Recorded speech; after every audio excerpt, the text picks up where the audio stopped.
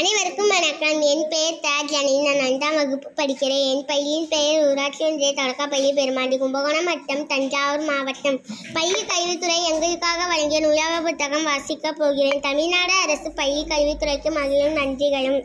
என் குறை இணைய வழி கல்வி வானொலி www.kalviradio.com இல் வெளிவருவது எனக்கு மிகவும் மகிழ்ச்சியாக உள்ளது. நான் வாசிக்கும் புத்தகத்தின் பெயர் பலூன் பறவை. எழுதியவர் எழுத்தாளர்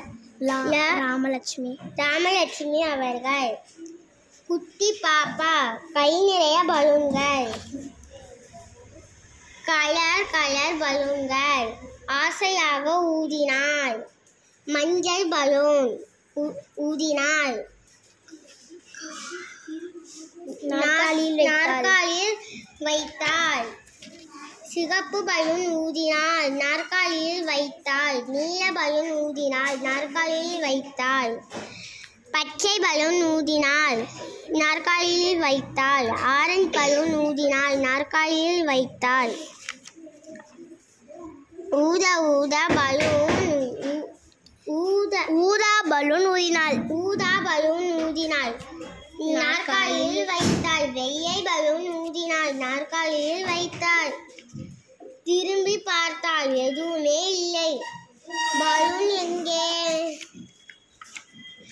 கலர் பலூன்கள் மேலே பறந்தன. பறவை கூட்டம் வந்தது. பலூன்களை பார்த்தது. இது என்ன பறவை? எங்களை போல பறக்குது. வால் இல்லாத பறவை. இறக்கை இல்லாத பறவை.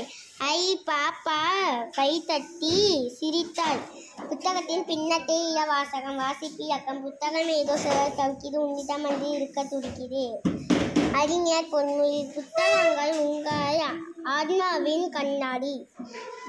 விர்ஜூனியா உல்ஃப்.